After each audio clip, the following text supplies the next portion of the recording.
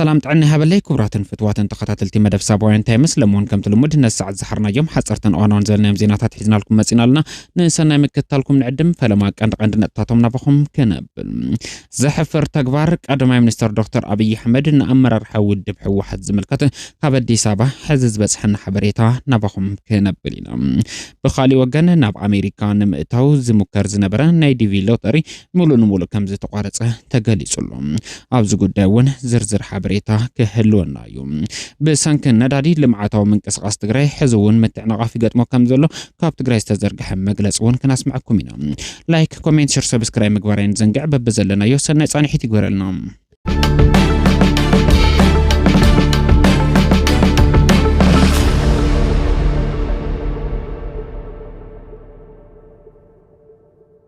حصرت ندادي زعنو تكالات ماي تግራይ داغم نمهناص نزغبر صعري عنقف كم زلو بيرو ماين انرجن تግራይ ገሊጹ بيرو ماين انرجن تግራይ اب افصاصما مدبا سرحت 2017 عامتن مهرت قصاله تلم بروجرام واش كلاستر زوبا دو تግራይ املكيتو مس مداركت اكلات اب كتما ماچو يزتلو ابت مدرخ زتسترخبو مختل حلافي بيرو ماين انرجن تግራይ ايته نغسو بيتو اب تግራይ بستفصم جونوسايد كوينات مخنت 71 ميتاو تكالات ماي كم زعنوا بمزخر مست كالات جبرت سنه بمتحبار بستجبر صعري زاغيدنتن 36 ميتاوي كال اي هنصتن صغنان كم استجبرلن تقيسوم يوم حصرت الندادي زعنوا تكالات ماي داغم نمهناصن مصغانون ابزغبر صعري قند عنقفات يخون مهلاو زتقسو ايتنقس قربه ماي مسته مس هيوت زتاساسر بمخانو منغست فيدرال حصص مفتح غبر صاوع تعريبهم لو اب زوبادو تግራይ زحاشه هافت ماي مهلاو زغلصو اما حدار زوبا زخونو ايت زنابو قبر مدهن بوغنم زرغح قربه صوري ماي مسته تحوت بمخانو نتصقم نمفتح تخرتيب كان مسرح كم زطلبه طعيسوم لهم تكال ماي ماليسكا نمهناصن نمصغانن منغستاوين زمنغستاوين تكالات تساتفون كبركت كم زغباون ابت مدرخ تلعيلو تزتيوم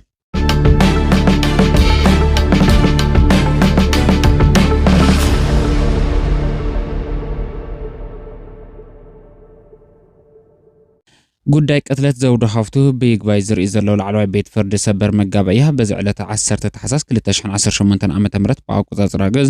አበ ዘዓለ መጋበያ ዓቃብ ሕጊ ነቲ በጠበቃ ተኸሰስቲ ዝቀረበ ቅሬታ መልስ በጽሑፍ ከቀረበ ብዝኣዘዞ መሰረት ዓቃብ ሕጊ መልሲ በጽሑፍ አቅሪቡ እዩ ነዚ ምክንያት ዝኾነ ጠበቃ ተኸሰስቲ ኣብቲ ናይ ጥፋተኝነት ፍርዲ قصعت وسانه ناي حق سحتته አሎ ዝብል ቅሬታ በመቅረቡ እዩ ተኸሰስቲ ያሬድ ገብረስላሴን አንገሶም ኃይለ ማርያም ሎሚ ያብዝነበረ ቆጽሮ ናብ መገበያ አይቀርቡን ቤት ህንጸት ከተማ መቀለ ንኸቅርቦም ትእዛዝ አይመጸናን ከም ዝበለ ጠበቃ ተኸሰስቲ ዝገለጸ እንትኸውን ሰበር መገበያ በወገኑ ትእዛዝ ከም ዝልኽ በመግለጽ ተኸሰስቲ ነቲ በዓቃብ ሕግ ዝቀረበ መልሲ ዘለዎም መልሳ መልሲ ሒዞም ንኸቅርቡ ንዕለት 28 ተሐሳስ 2018 በአቆጻጽራ ገዝ 3 ሰዓት ቆጽሮ ከም ዝሃበ ክፍለጥ ተኻይሉሎም ተኸሰስቲ ያሬድ ገብረስላሴን አንገሶም ኃይለ ማርያም በቅትለት ዘውዶ ሀፍቱ ዕድመ ልክዕ ክእሰሩ ዝተፈረዶም ዋላኳ እንትኾንም ይግብእን ብምሕታቶም ላዕለዋይና በላዕለዋይ ቤት ፍርዲ ሰበር መጋበያ ቀሪቦም ጉዳይም ንኽርአ ምክንያት ከም ዝኾነ ተጠቂሱሎም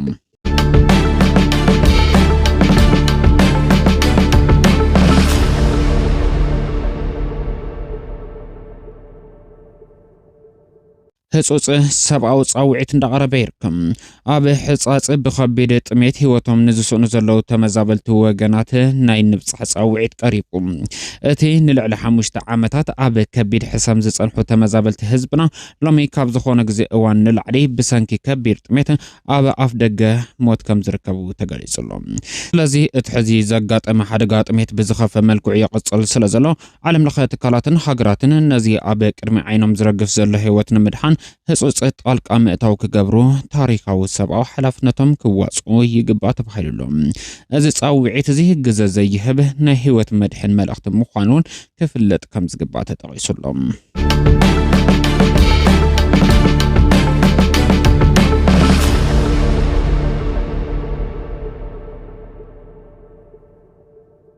ኣሜሪካ ብመልክዕ ዳይቨርሲቲ ቪዛ ናብ ኣሜሪካ ይኣትውን ዝነበሩ ዜጋታት እግድ ከም ዘንበረት ተገሊጹ።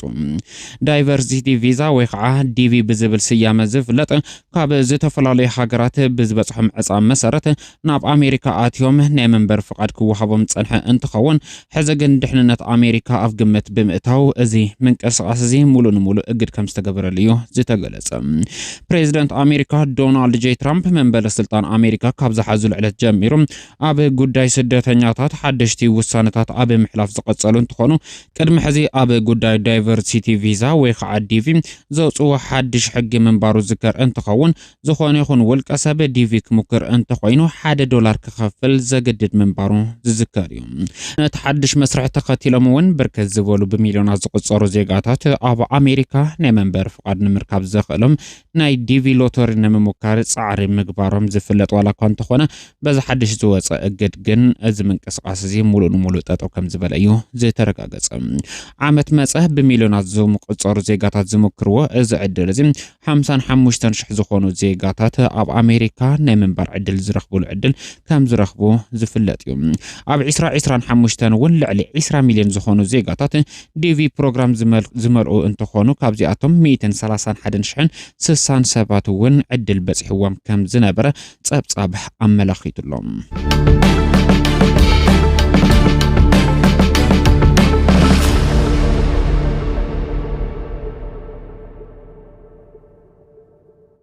ስርዓት ብልጽግና ንሰላም በር ብምዕጻው ዝገብሮ ዘሎ ምንቅስቓስ ሓደገኛ ምዃኑ ተገሊጹ። ከም ዝፍለጥ ኣብ መንጎ ፌደራል መንግስትን መሪሕነት ትግራይን ተፈጢሩ ዘሎ ዘይምትእምማን ንምዕላይ ካብ ትግራይ ልኡኽ ጋሻ ናብ ኣዲስ ኣበባ ምምርሑ ዝዝከር እዩ። እቲ ብፕሬዝደንት ግዚያዊ ምምሕዳር ትግራይ ሌተናል ጀነራል ታደሰ ወረደን ምክትሎም ብዝኾነ ኣይተ ኣማኒኤል ኣሰፋ ዝተመርሐ ልኡኽ ገጀለ ኣዲስ ኣበባ ብምእታው ምስ ቀዳማይ ሚኒስትር ዶክተር ኣብይ ኣሕመድን ካልኦት ላዕለዎት ሰበስልጣን ፌደራል መንግስቲ ንምምካር ኣዲስ ኣበባ ምእታዎም ዝፍለጥ እንትኸውን